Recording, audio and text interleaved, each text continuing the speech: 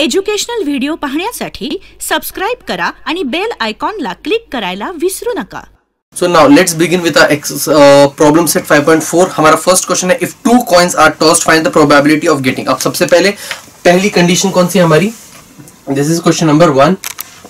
पहला है हमारा two coins are tossed.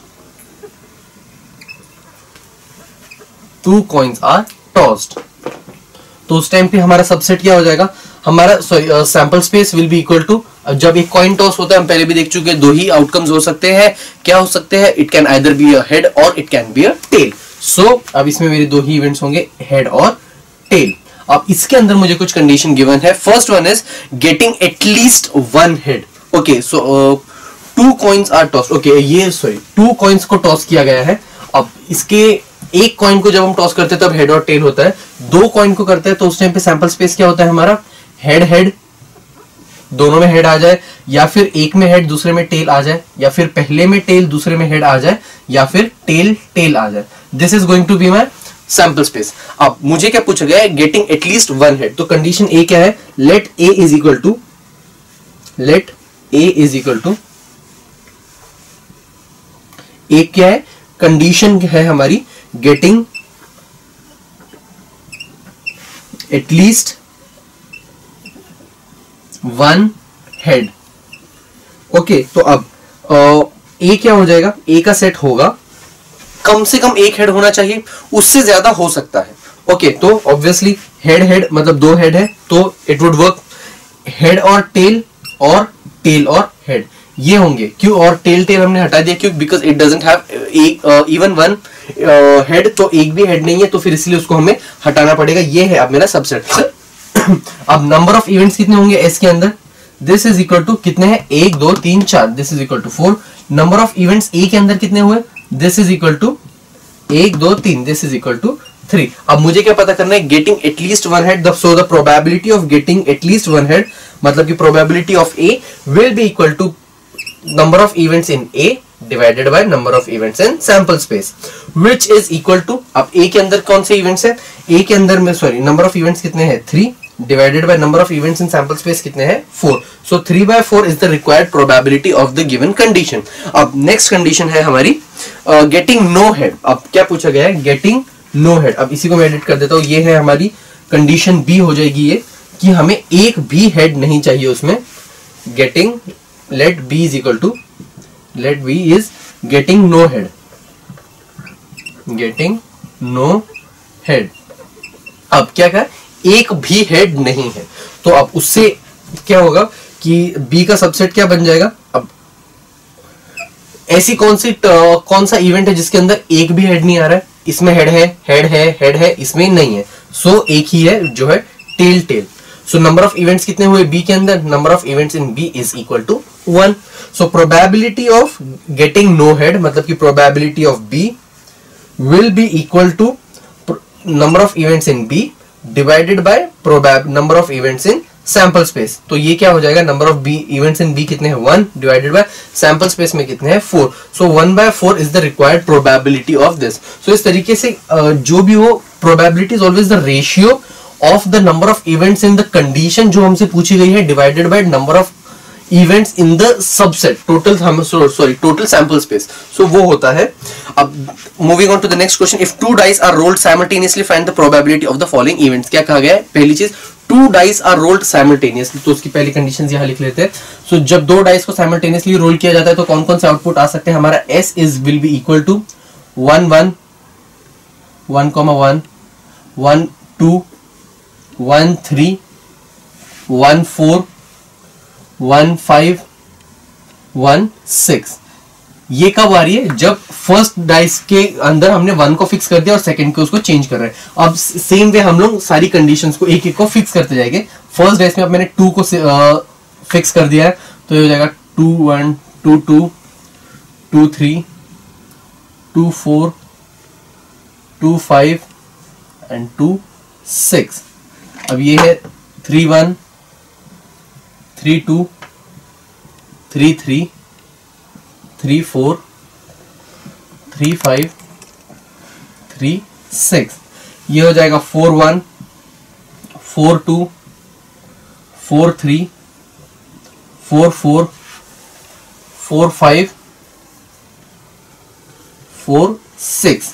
अगला हो जाएगा 5 1 5 2 5 3 5 4 5 6 5 5 and 5 6 6 1 6 2 6 3 6 4 6 5 6 6।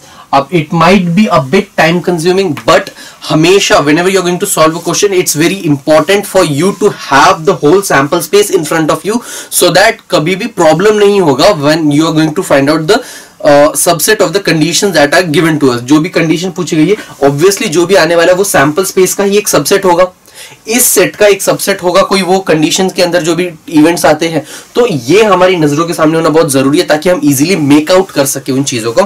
सो पहली कंडीशन है the sum of digits on upper face is at least 10। क्या कहा गया है कि ओके लेट, अब ए कौन सी है, sum of digits is at least 10, sum of digits is at least 10। तो अब ए का सेट क्या बन जाएगा, अब पहले हमें कैलकुलेट करके देखना पड़ेगा किस किस का सम 10 या उससे ज्यादा आ रहा है। तो यहां तक तो 7 है, 6 + 1 7 मैक्सिमम नहीं होगा, 2 + 6 8 नहीं होगा वो मैक्सिमम है, 3 + 6 9 वो मैक्सिमम है, वहां तक तो नहीं होने वाला है। यहां पे 4 और 6 है क्योंकि, और उससे पहले तक 4 और 5 9 है, तो वहां तक तो नहीं होने वाला है। 4 और 6 होगा क्योंकि एटलीस्ट 10 बोला है, शुड बी ग्रेटर देन 10 बोलते तो मैं 4 और 6 को नहीं लेता, सिर्फ उन टर्म्स को लेता जिनका जो सम है that is greater then 10, but यहां पर इट इज इक्वल टू 10। तो इस टाइम पे मैं इसको क्या काउंट करूंगा यहां पर। अगर इसकी बात करें तो 5 और 5 और 5 और 6 दोनों मुझे देर मिल रहा है, 5,5 एंड 5,6। अगला है हमारे पास 6,4 6,5 एंड 6,6। सो 6,4 6,5 एंड 6,6 ये है मेरा सेट ए का। अब नंबर ऑफ इवेंट्स कितने हो गए, नंबर ऑफ इवेंट्स हुए ए के अंदर 1 2 3 4 5 6, दिस इज इक्वल टू 6। और इसकी अगर बात करें तो नंबर ऑफ इवेंट्स कितने हुए एस के हमारे सबसेट के अंदर, दिस इज इक्वल टू, ये टोटल होता है 36। कैसे, 1 2 3 4 5 6 1 2 3 4 5 6 6 into 6 is 36, this is equal to 36। so probability of A क्या होगी, probability of A मतलब कि probability that sum of the digits will be at least equal to 10 वो होने वाली है, probability of A will be equal to number of events in A divided by number of events in subset. मतलब कि दोनों का ए के अंदर जो नंबर ऑफ इवेंट्स होंगे उसको हम डिवाइड करेंगे नंबर ऑफ इवेंट्स जो हमें सबसेट से मिलेंगे। So this will be equal to number of events in A कितने हुए 6 डिवाइडेड बाय सबसेट में कितने हैं 36। So 6 divided by 36 is equal to 1/6। So this is the required probability. Next हमसे पूछा गया the sum of digits on upper face is 33। क्या पूछा गया है कि sum of the digit should be at least 33। Second condition है ये, तो मैं बी को मान रहा हूं sum of digits should be 33। अब एक चीज, जो मैक्सिमम जो सम की वैल्यू आ रही है मेरे पास वो कितना है 6 और 6, isn't it? और 6 + 6 कितना है, तो 12। सो जो मैक्सिमम समेशन करने के जो वैल्यू मेरे पास आ सकती है दो टर्म्स को ऐड करने के बाद that is 12। There is no way that I am going to get 33 as the sum. सो ये है बी। तो फिर बी का सबसेट क्या होगा, बी का subset is going to be empty, और नंबर ऑफ इवेंट्स कितने होंगे बी के अंदर, this is going to be 0, या फिर हम उसको 5 भी बोल सकते हैं, मतलब नल वेक्टर नल जिसे हम कहते हैं।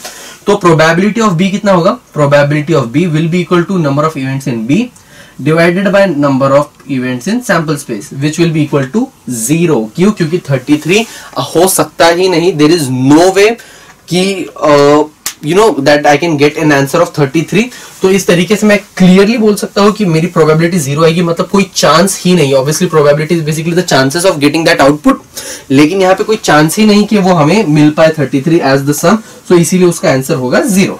नेक्स्ट इज इसी का थर्ड में पूछा गया है कि the digit on the first die is greater than digit on the second die. Okay, अब digit on the first die should be greater than digit on the second die. एक एक को देखते हैं। ओके, डिजिट ऑन, अब ये हम condition सी मान रहे हैं, कंडीशन सी है हमारे पास, digit on first die is greater than digit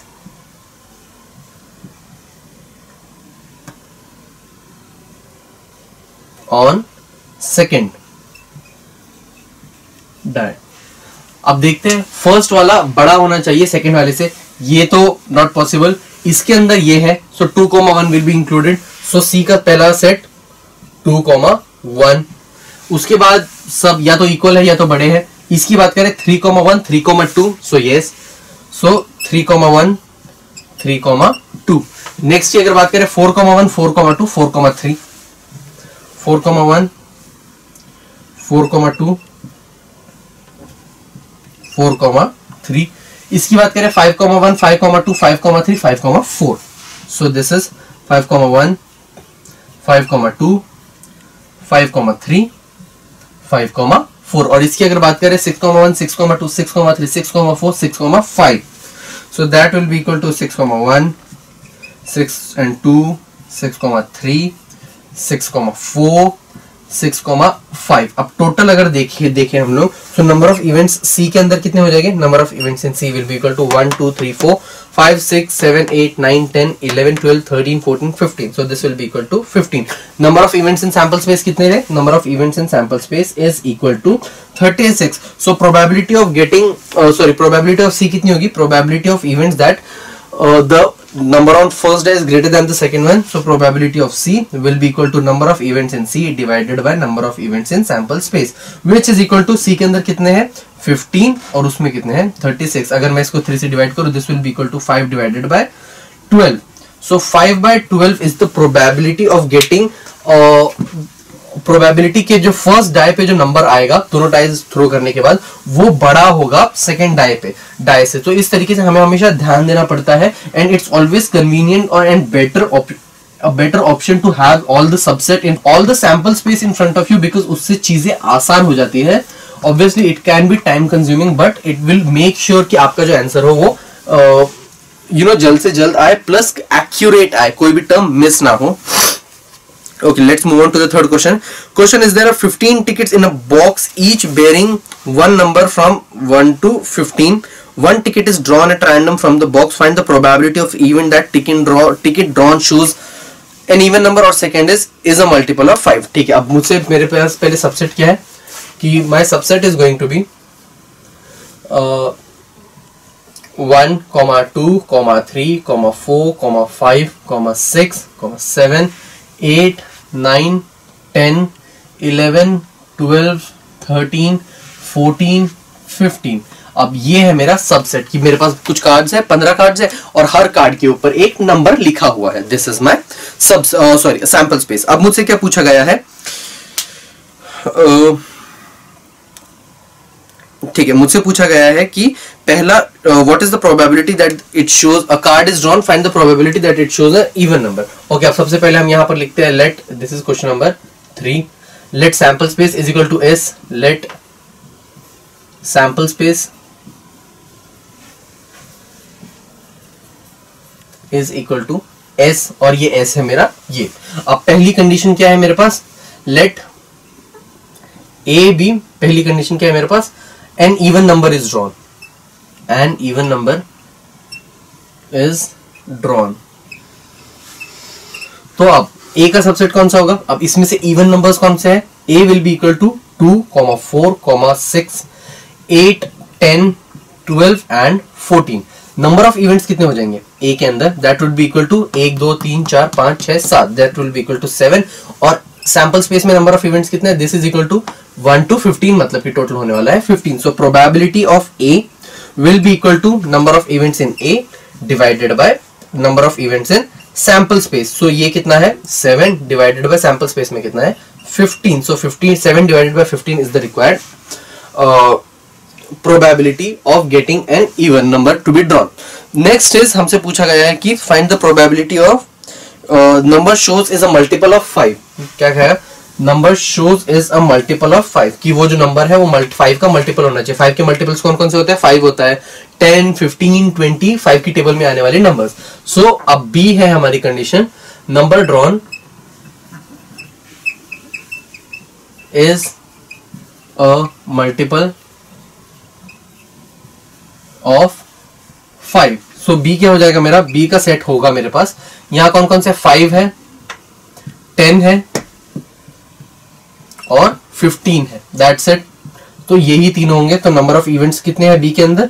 so number of events है इसके अंदर 3, और वो कौन से? 5 आ सकता है, 10 आ सकता है या 15 आ सकता है. So what is the probability of getting a number drawn that is a multiple of 5? So that is equal to probability of B, that will be equal to number of events in B divided by number of events in sample space. So this is equal to 3 divided by sample space में कितने हैं हमारे पास?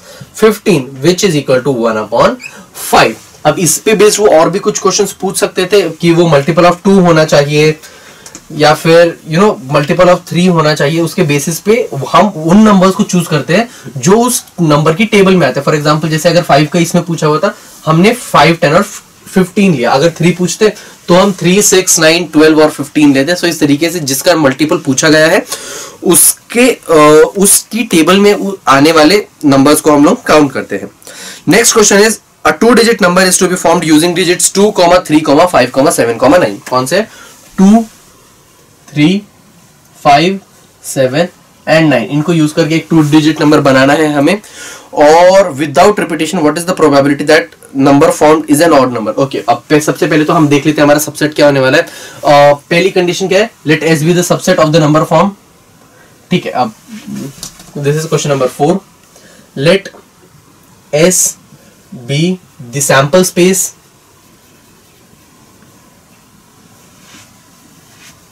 किसके sample space है ये? Of a 2-digit number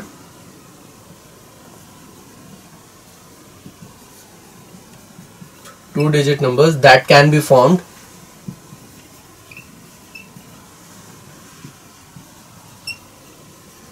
using कौन से है हमारे पास? 2, 3, 5, 7, 9. अब हम वही करेंगे जो हमने लास्ट टाइम किया था. सो हमारे सबसेट के अंदर कौन कौन से इवेंट्स हो जाएंगे? सबसे पहले 2 को फिक्स करो, तो ये हो जाएगा 2, 23, 2, 5, अब 2, 7 और 2 को अगेन फिक्स किया तो 9. ओके, सो एक को फिक्स करो, उसके बाद बाकियों के साथ उसके कॉम्बिनेशंस बनाओ. अब उसके बाद 3 को फिक्स करते हैं. 3 को फिक्स किया तो ये हो जाएगा 2, 3, 5, 3, 7, 3, 9.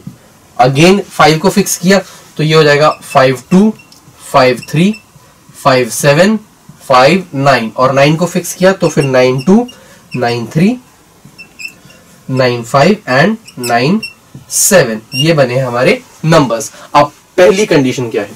First condition is let A number drawn is an odd number, isn't it? Yes. Number formed is an odd number. अब A का सबसेट क्या बन जाएगा? अब इसमें से कौन कौन से ऑड है? 35, 37, 39.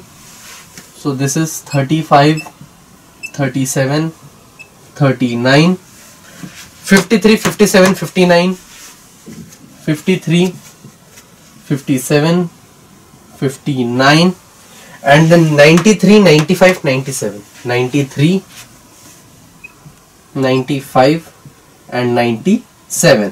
नंबर ऑफ इवेंट्स कितने हुए ए के अंदर? Number of events is equal to 1, 2, 3, 4, 5, 6, 7, 8, 9. This is equal to 9. और नंबर ऑफ इवेंट्स हमारे सबसेट में कितने हैं? Number of events in our sample space is sample space में कितने हैं? 1, 2, 3, 4, 5, 6, 7, 8, 9, 10, 11, 12, 13, 14, 15, 16. This is equal to 16. Okay, अब उसके अंदर उसके अंदर ऑड नंबर बोला तो 23, 25, 27 और 29 भी ऐड होंगे. So this will also have 23, 25, 27 and 29, which will give it तो फिर इसमें मिलेगा 1 2 3 4 5 6 7 8 9 10 11 12 13। नंबर ऑफ इवेंट्स इन ए हुए 13। प्रोबेबिलिटी ऑफ ए कितना हो जाएगा? प्रोबेबिलिटी ऑफ ए मतलब कि probability of getting probability that an odd number will be found will be equal to number of events in A divided by number of events in sample space, which is equal to A में कितने हैं हमको 13 divided by sample space में कितने हैं 16. So 13 divided by 16 is going to be my required probability for this question. और ठीक है, for this condition. Next हमसे पूछा गया है a multiple of 5 is formed. ठीक है, अब इसके अंदर 5 का multiple form हुआ है, उसके कितने चांसेस है? तो ये हम मान रहे हैं हमारी बी कंडीशन है, अ मल्टीपल ऑफ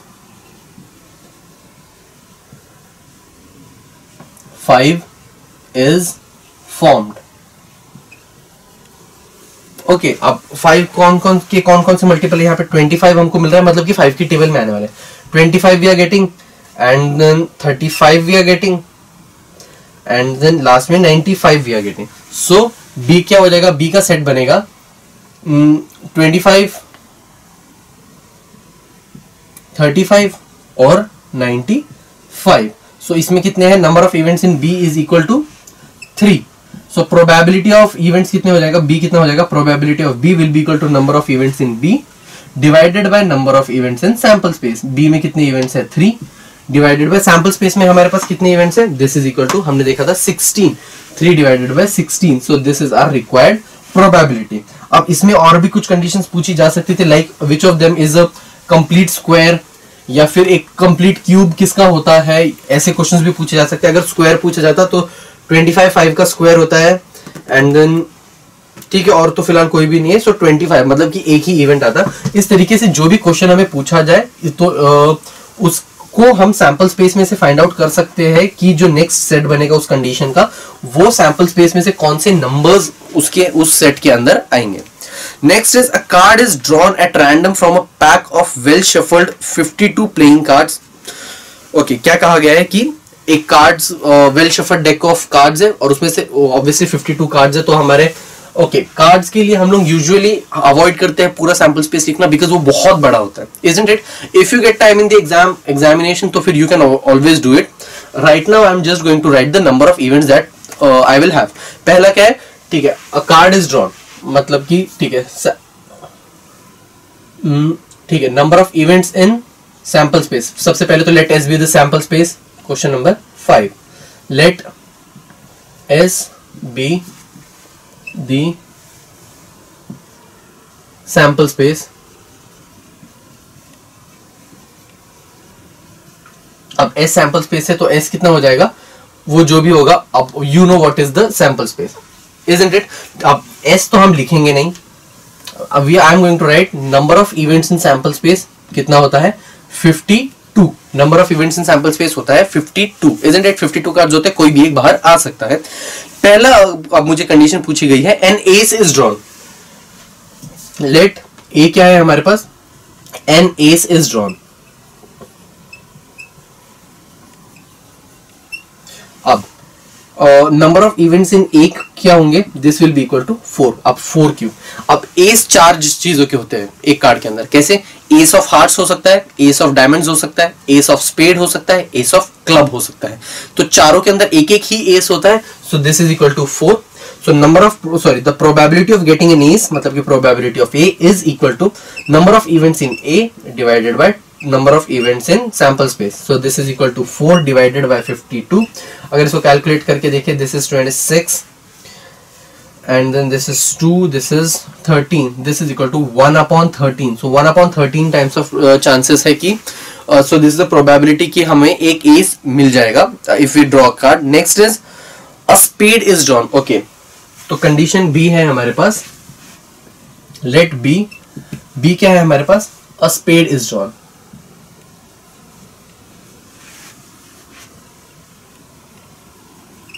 अब स्पेड बोला गया है तो फिर कितने स्पेड्स होते हैं हमारे पास एक कार्ड के अंदर? हमारे पास 13 हार्ट होता है, 13 diamond, 13 spade and 13 club. So number of events in B कितने हुए? Number of events in B is equal to 13, isn't it? Card इसी तरीके से डिवाइड होता है। सो अब ओके, नंबर ऑफ बी मुझे मिल चुका है 13, तो probability of B will be equal to number of events in B divided by number of events in sample space. So this is equal to B में कितने हैं, this is equal to 13 divided by sample space में कितने हैं, sample space में हमारे पास है total 50 is equal to 1/4. So obviously 1/4 chances है कि जो हमारे पास जो कार्ड हम निकालेंगे that will be a spade, and there is a chance of 1/13 की जो हम निकालेंगे वो एक एस आ जाएगा. और obviously chances of getting a spade is more than chances of getting an ace, because the number of cards जो एक किसी भी डेक ऑफ कार्ड के अंदर होते हैं वो जो एस होते हैं सिर्फ 4 होते हैं. तो ऑब्वियसली 52 में से 4 कार्ड्स निकल पाने की जो प्रोबेबिलिटी होती है स्पेसिफिक 4 कार्ड वो कम होती है, लेकिन 52 में से स्पेसिफिक 13 कार्ड्स निकालने की प्रोबेबिलिटी कंपैरेटिवली बढ़ जाती है. So we need to keep that in mind. Now let's move on to problem set 5, ताकि हम और देख सके किस और तरीके के क्वेश्चंस आपसे हमसे पूछे जा सकते हैं. नाउ हमारा फर्स्ट क्वेश्चन है, choose the correct alternative answer of the following question. Obviously जिसे हम कहते हैं मल्टीपल चॉइस क्वेश्चन, लेकिन ऑप्शन हमेशा एक ही होता है. So problem set 5.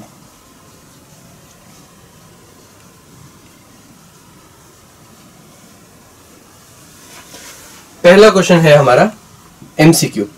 Question number 1 का फर्स्ट वन का है हमारा, which number can not be represented cannot represent a probability. ठीक है, अब कुछ नंबर्स देखते हैं. पहला है 2.3, इसका ए है 2/3, इसका बी है 1.5, सी है 15%